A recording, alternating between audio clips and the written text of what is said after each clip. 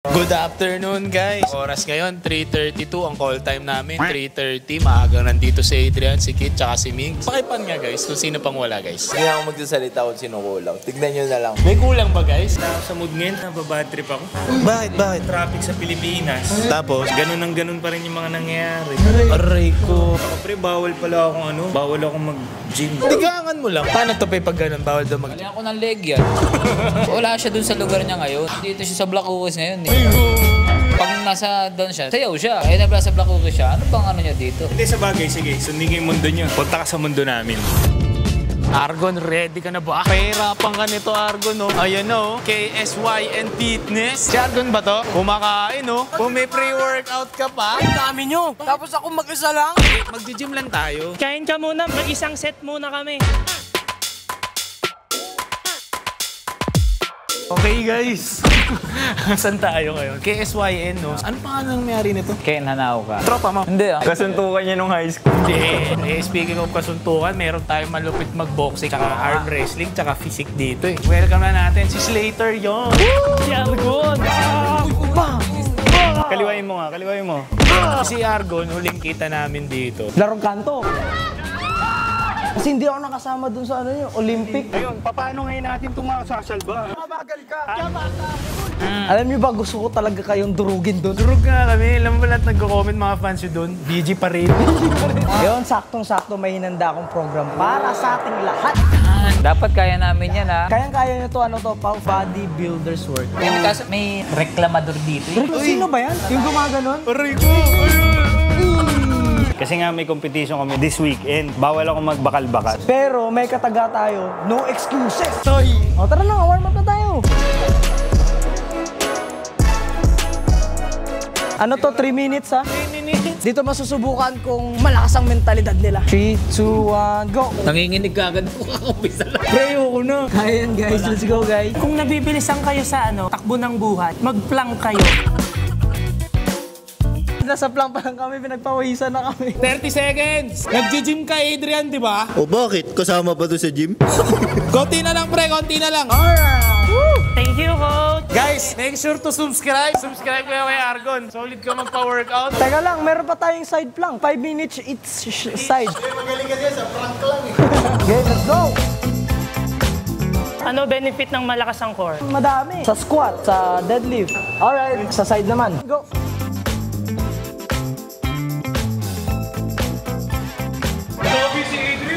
Bawi ako bukas. Alright. Kaya wina-warm up namin yung core namin guys kasi for the workout mamaya, gagamit din kasi tayo ng core. Mga core memory, no? Iba yun. Ano yun, bro? Seriously, pag workout mo, yun ang umpisa. Oh, yun talaga yung pusta. So tara, ab crunches tayo. Parang ano lang to, yung sit-ups pero may weighted lang siya. Argon, pakiayos na lang ha. Mali yung form. That ganun yan eh.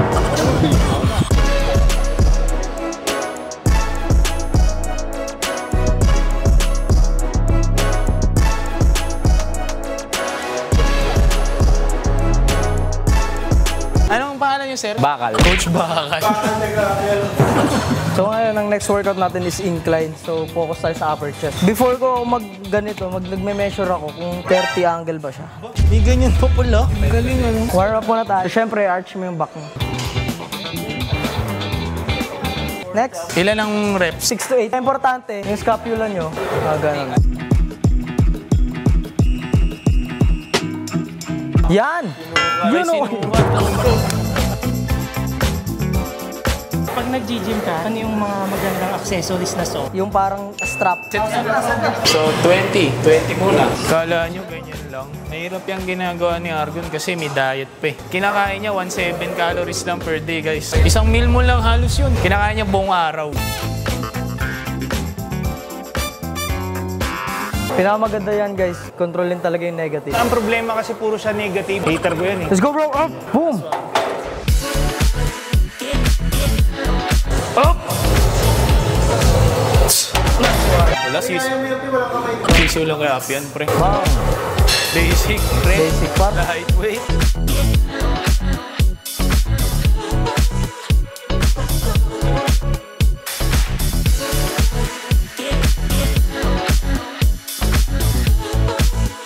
May tama Tama, pakit dito. Dito hindi. Ito parang dito meron dito. Pre, sa'yo, may tumama ba? Tumama ba dito? Oh, Puso yan eh. tinatanong ko nga kasi chest upper. Usually, yung program mo bro, pag nag-workout ka per muscle, ilan? Every muscle group, 3 workouts lang talaga. Hindi mo naman kailangan na sobrang dami na yung superset, ang daming ginagawa. Ang ano kasi namin ni coach, huwag susobra kasi possible siya muscle loss. Makikita nyo mamaya, mag-uubad dyan. Ano bang itsura mo dati? May picture ka, di ba? So yan yung looks ko. So 3 years ago, nasa darkest moment ng buhay ko. Uy, kunyari kakausapin kita, na-meet ko yung dati mo. Pre, tara, gym tayo. Anong unang isasagot mo sa akin? Ayoko kasi nahihiya ako eh. Kasi pag nakita ko sa gym, baka i-judge ako. Pero sino yung nag-influence sa'yo? Nag-influence sa akin, ano siya, dating member talaga ng BG. Sumabay lang talaga ako, randomly. Sa gustuhan yung proseso kasi nag-enjoy ako eh. Naisip mo ba na maglalaro ka ng physics? Hindi ko pa naisip kasi usually sa mga baguhan pa lang mag-gym, ang gusto niyan is maging masarap lang. Ano ma-advise mo naman para try lang nila muna? Ang ma-advise ko lang talaga sa nagsisimula, aralin nyo muna yung mga basic. Tapos number 1, i-enjoy nyo lang. Huwag kayo ma-pressure sa mga nakikita nyo sa social media na example, kagaya ko, maganda na agad. Madami po akong mga hard times na hindi ko pinapakita. Kasi kung ikumpara mo yung sarili mo sa iba, Maapektuhan na yung motivation. tsaka yung happiness mo, maapektuhan. Tama. Sige, tuloy muna yung workout mo. Tayo pala.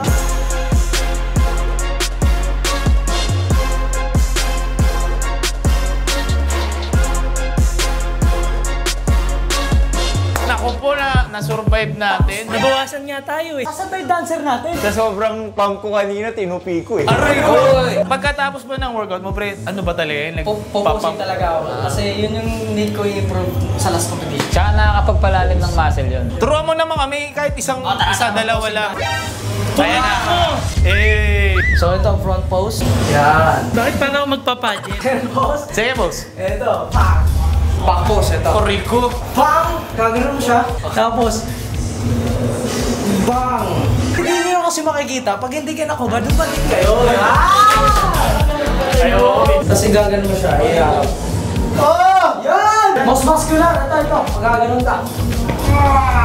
So, anong mo bro? Ano bang ultimate goal mo? Ba't ka... Kasi iba yung, syempre, yung level of workout mo compared sa mga nag-gym lang. Goal ko talaga is gusto ko bawiin yung pagka-second place ko dun sa isang federation na nilaruan ko. Yun ang maganda eh, yung may ginugol ka. Kasi hanggat may ginugol ka, napupush ka eh. Totoo. Medyo naliligaw ako eh. So sabi ko, sige, commit natin to this year. Subukan natin ulit. Tingin mo ba may certain age, pre? 32, 35? Wala bro, Mag-i-start pa lang. Kaya talaga. Nung high school ako, may kasabay ako sa gym namin, 8 years old, babae.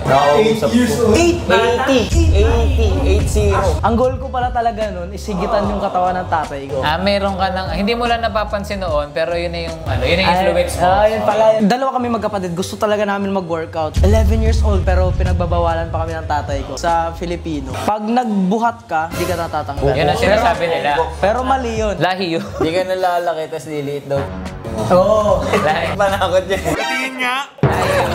Yung mga information, nasa internet na eh. Yun din, no? Dati Yun ang swerte ngayon. Nung nag-start ako, parang yun yung hindrance ko. Hala, kailangan ko ba ng coach? Kailangan ko ba ng nutritionist? Parang ang hirap naman. di ba? Siguro, maganda rin nga na kung gusto nyo mag-start, trip-trip lang, magyayaan lang kayo. Actually, pre, mahirap Normal yan. talaga mag-start, lalo na pag ikaw lang mag-isa. Tsaka bro, anong ma-advise mo sa mga naiya mag-gym? Ang mindset kasi ng ibang tao, pag malaki gym, nakakatakot. Pero kabaliktaran yan, guys. Huwag ka mahiya mag-approach kasi meron na yung knowledge, magtanong ka lang. Pre, based sa experience, lahat ng malalaki katawan, sila ba yung mas mababa? Kasi Mas concern yan. approachable. May kilala ako, pre, malaki katawan. Namumutong sa gym. Ayun lang. Sino yun? Kalbo? Kalbo. Pangit ng ugali niyan. Dumbbell. Mali ka, tanga. Pangit ng ugali. Hindi ko ba naalala mo yung first time mo sumampa na mag-isa? Naiya ka rin ba? Ay, oo, bro. Meron. Oo, dadaan talaga. Ang una kasing ikakahiya mo dyan kung ano yung gagawin ko. Hindi mo alam yung buhat mo. Search mo sa amin.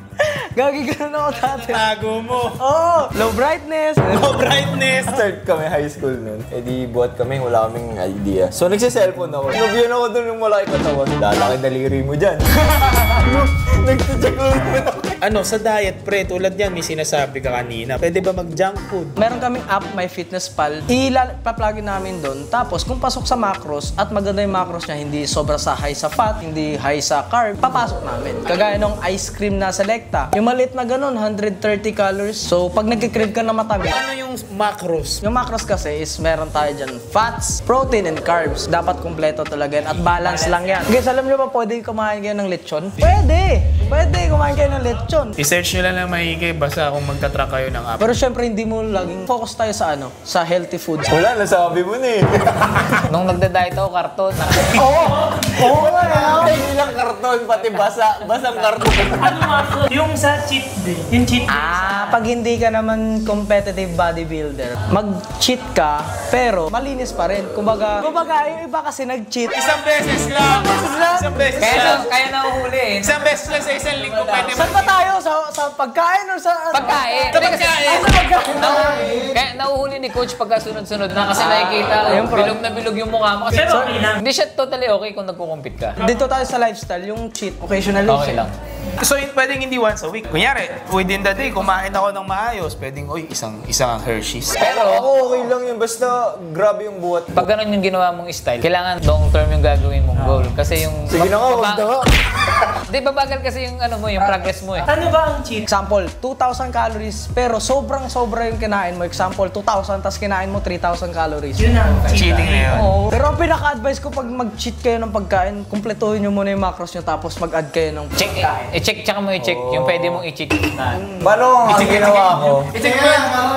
I-check mo yung kachiki. Parang shake. Tsaka Ang ginawa ko, pre. Mali. Kumain ako. Kahit ano siya, kahit okay na pagkain. Oo, cheat pa rin yun. Anong ma-advise mo, Argon, sa naman? Sa mga nasa bahay lang.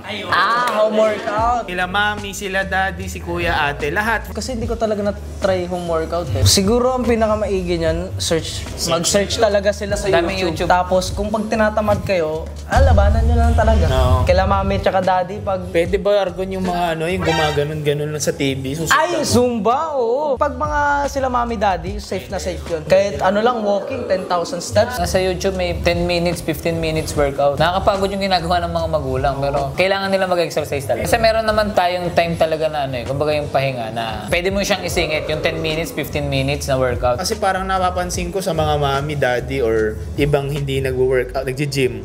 Once a week, tatakbo. Tapos yun na, normal days na ulit, tapos Sunday ulit. Ano ba? Ano bang mas okay? Pinaka the best, 3 times to 4 times a week. Kasi pag 1 times a week ka lang, Zumba ka, papagurin mo. Mag-heal na naman, tapos heal ng 6 days. Tapos balik, sakit ng katawan nun. Kumbaga yung muscle mo, hindi maintindihan yung ginagawa. Yung sa pre-walking, totoo ba yun? Mas mabilis mag-burn ng... Yes, ayun, good question yun. Kasi sa low intensity, doon nakaka-burn ng fats. Fat. So mas okay kung kaya gusto nyo lang mag-lose ng fat, mag-diet kayo, meaning mag-healthy foods kayo, plus mag-walking kayo everyday. 10,000 steps, safe na yan. Last question, pre. Pag ba nag-diet, no rice? Tama ba yun? No rice ba talaga dapat? Hindi, mali. Doon napapasok yung flexible diet natin. Huwag natin tanggalin yung carbs kasi yan yung source of energy natin. Yung fat sa hormones, tapos yung protein sa muscle. So, dapat balance yan kasi nagbuhat ka na wala kang kain, ano yung ipupush mo? Sa mga normal naman, yung mga nag-work lang, tapos di ako kakain kasi diet ako eh. Hindi ka Pilipino pag hindi ka kumakain ng rice. Rice. So, ang pinaka-the best yan siguro talaga, itatrack talaga siya. Yun talaga yung pinaka-best na nakikita ko. Thank you so much, Argon. Thank Salamat you din for inviting me. sa channel niya. meron tayong gagawin. May channel Thank pa you. kami gagawin. Kaya niyo pa ba? Kaya pa. Totoo ba? Kung gusto niyo mag-collab ulit ang BJ tsaka Black Cookies, comment down below!